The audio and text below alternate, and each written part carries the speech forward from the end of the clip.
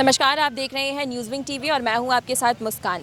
1857 स्वतंत्रता संग्राम के नायकों के वंशजों के द्वारा आज राजधानी रांची में राजभवन के समक्ष एक दिवसीय आंदोलन रखा गया है और ये उपवास आंदोलन रखा गया है इनके द्वारा और 15 सूत्री मांगों को लेकर आज राजभवन के समक्ष धरना दे रहे हैं। हालांकि इससे पहले भी इन्होंने एक प्रेस वार्ता कर अपनी बातें रखी थी और अपनी मांगों को रखा था। तो आइए हम सीधा जुड़ेंगे इनसे। और इससे पहले मैं आपको ये भी बता दूं कि राष्ट्रीय युवा मंच भी इनका साथ दे रहा है और उसके साथ हम सीधा जुड़ेंगे इनसे और जानेंगे 15 सूत्री मांगों में क्या कुछ मांगों को लेकर आज ये राजभवन के समक्ष धरने पर बैठे हैं। एक बहुत गंभीर विषय पे 1857 के रियल हीरो के वंशज यहाँ बैठे हुए हैं।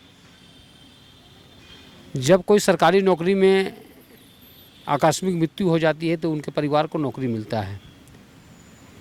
इनके वंशज ने जिसमें देश को ज़रूरत था उसमें देश के लिए मजबूती से लड़ाई लड़ा और झारखंड क्रांतिकारियों की धरती है और इस क्रांतिकारी धरती से कई लोग नीलांबर पीताम्बर, टिकैत उमराव, शेख भिखारी, शहीद जयमंगल पांडे, जितराम बेदिया जैसे लोग इस लड़ाई को लड़के अंग्रेज़ों के खिलाफ मजबूती से आवाज़ देने का काम किया। तब जाकर देश 1947 में आज़ाद हुआ और आज तक इनके परिवारों को जो सम्मान मिलना चाहिए, अमर शहीदों को जो सम्मान मिलना चाहिए, आज तक उनके परिवारों को सम्मान नहीं मिल पाया है। शहीद जयमंगल पांडे के परिवार एक सक्षम है, बाकी किसी भी परिवार की स्थिति बद से बदतर है। कोई बकरी चला रहे हैं तो कोई गाय पाले हुए हैं, कोई मजदूरी कर रहे हैं, कोई ठेला चला रहे हैं। क्या यह झारखंड में इसी दिन के लिए, देश की आज़ादी के लिए? अरे नौजवानों, आज हमारा राज्य के मुख्यमंत्री नशा के खिलाफ मुहिम चलाए हुए हैं कि नौजवान भटकाव की ओर है। आखिर भटकेंगे क्यों नहीं? जिनके परिवार ने देश के लिए इतनी बड़ी कुर्बानी दी, आज उनके परिवार दर दर भटक रहे हैं, खाने के लिए लाला है। इसलिए सरकार आंदोलनकारी के पुत्र राज्य के मुख्यमंत्री रहे हैं, उनकी सरकार है, तो कम से कम अभी 4 दिन पहले अभी उन लोग जो उन लोग का सैलरी होता है उसमें ज़बरदस्त बढ़ोतरी हुआ है, पेंशन में बढ़ोतरी हुआ है। तो क्या अमर शहीद जो है उनको सम्मान नहीं मिलना चाहिए? क्या अमर शहीद के बच्चों को सही पढ़ाई की व्यवस्था नहीं होनी चाहिए? क्या स्वास्थ्य की व्यवस्था नहीं होनी चाहिए? कोई सुविधा नाम की कोई चीज़ नहीं है। उनके घर जाइएगा तो रहने का घर भी नहीं है। तो इसलिए हम लोग मांग कर रहे हैं और मुझे गर्व है कि ऐसे महान क्रांतिकारी के वंशज के साथ मुझे इस धरना में बैठने का सौभाग्य प्राप्त हुआ है। इसलिए इनके लिए राष्ट्रीय शक्ति का इसे जन्म ही इन्हीं विषय को लेकर हुआ था और आज ये लोग धरना में बैठे हैं। आज हमें और मजबूती मिली है और मजबूती के साथ लड़ाई लड़ेंगे ताकि इन वंशजों को सच्ची वंशजों के पूर्वजों को सच्ची श्रद्धांजलि दे पाएँ और इनको सच्चे रूप में सम्मान देने का काम करें, ताकि युवाओं में भटकाव कम होगा। और किताबों में आनी चाहिए कि झारखंड के नौजवानों ने किस तरह अंग्रेजों के खिलाफ लड़ाई लड़ा, क्योंकि आज का नौजवान दूसरे ओर भाग रहा है। इसलिए नौजवानों को भटकाव को रोकने के लिए उन बच्चों में देशभक्ति की भावना को जागृत कराना होगा। आप देखिए, भगत सिंह की प्रतिमा थाने में है, आज करीब 1 साल होने चला है। 1 साल से ऊपर हो गया, थाने में है भगत सिंह की प्रतिमा।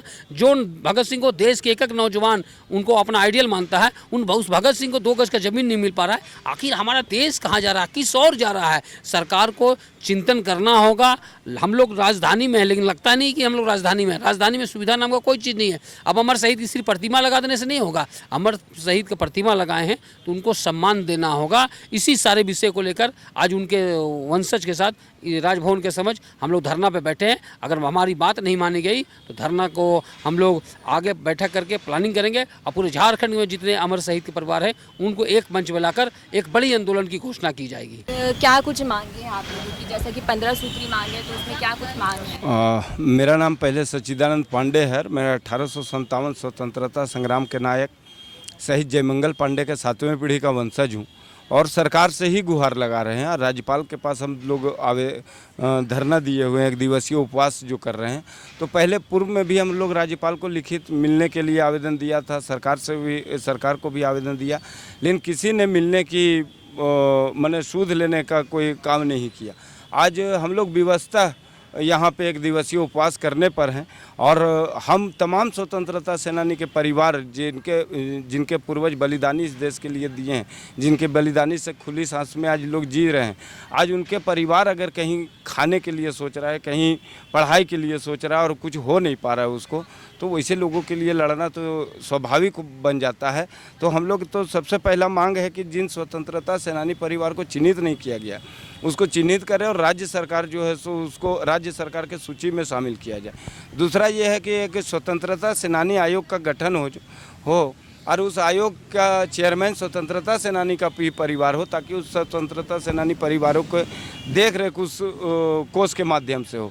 तीसरा है कि शिक्षा, स्वास्थ्य, बिजली, पानी, यात्रा भत्ता जैसे विधायक, सांसद सभी को किसी न किसी निधि से दिया जाता है। तो इन परिवारों को भी सरकारी जो व्यवस्था है मुहैया निःशुल्क कराई जाए। शिक्षा के स्तर पर, चिकित्सा के स्तर पर ये और यात्रा भत्ता के लिए कहीं भी आना जाना अगर सम्मानित करने के लिए भी बुलाया जाता है तो कई ऐसे परिवार हैं सम्मानित होने के लिए जा नहीं पाते हैं, उनके पास भाड़ा नहीं है। कम से कम ये परिवार को ये सब मिलना चाहिए, टोल नाका फ्री होना चाहिए। तो ऐसे कई एक समस्या है। दूसरा चीज़ है कि पीढ़ी दर पीढ़ी अगर आप जाकर देखेंगे तो सब वैसे ही भुक्तभोगी। अब हम लोग थोड़ा सा लगा कि नहीं, सरकार जो पेंशन दे रही है झारखंड आंदोलनकारियों को दे रही है, वैसे लोगों को अभी बड़ा बड़ा कंपनी जो जितना लोग आया है ना, तो देखिएगा विधायक और सांसद के लोग वहाँ से पैसा उठा रहे हैं, बिना मतलब का उठा रहे हैं। कई कैसे अफसर हैं, कई कैसे पदाधिकारी हैं जिनके घर से सिर्फ पैसा ही निकल रहा है 2 नंबर का। तो 1857 के परिवार के लिए कम नहीं पड़ जाएगा सरकार के पास। तो कम से कम हम जो 15 सूत्री मांग है ये आपको हम प्रति दे देते हैं। आप बहुत सारा बात हम इस पे नहीं बता सकते हैं, लंबा हो जाएगा, तो हम सारा चीज़ दे देते हैं। उतनी सूत्री मांग सरकार के लिए बहुत ज़्यादा नहीं है। और पहली मांग है वही स्वतंत्रता सेनानी आयोग का गठन हो और शिक्षा, स्वास्थ्य, बिजली, पानी जो व्यवस्था वो निःशुल्क हो। ग्रामों नौकरी, उनके घर में पढ़े लिखे नौजवान हो तो नौकरी हो। जिस ग्राम के बलिदानी हैं उस गांव में उस गांव आदर्श ग्राम घोषित हो। जहां पे बलिदानी हुए हैं, जहां पे फांसी पड़ा है, उसको कम से कम एक पर्यटन स्थल के रूप में हर जगह पे घोषित करें और उनकी जीवनी को बताया जाए। शिक्षा के क्षेत्र में जो है सो झारखंड के शिक्षा, चाहे भारतीय शिक्षा की क्रांति में इस क्रांति को पढ़ाया जाए ताकि आने वाला पीढ़ी दर पीढ़ी इनको याद करते रहे। तो एक पढ़ाई भी इनकी होनी चाहिए। ये सब डिमांड है, हम लोग का मुख्य डिमांड है।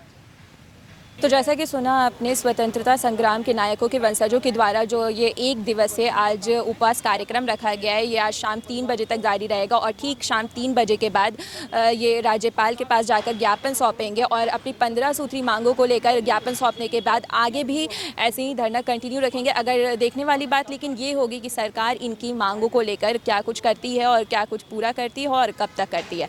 और ऐसे ही तमाम जानकारियों के लिए बने रहें न्यूज़विंग टीवी के साथ। सहयोगी राकेश के साथ मैं मुस्कान। कमाल करते हो जी, बच्चे घूमने की इतनी जिद कर रहे हैं और तुम हो कि तुम्हें फुर्सत ही नहीं मिल रही। अब इतनी गर्मी में जाए तो जाए कहाँ? इस गर्मी में मस्ती और फन का आ गया है परफेक्ट डेस्टिनेशन, वाइल्ड वादी, जहाँ है water park, bird park, flower park, trampoline park, amusement park, 250 feet लंबा, जिप लाइन और क्रिकेट स्टिमुलेशन का खूबसूरत नजारा। वाइल्ड वादी, 10 माइल चौक, रांची। वाइल्ड वादी यानी अनलिमिटेड फन और अनलिमिटेड मस्ती।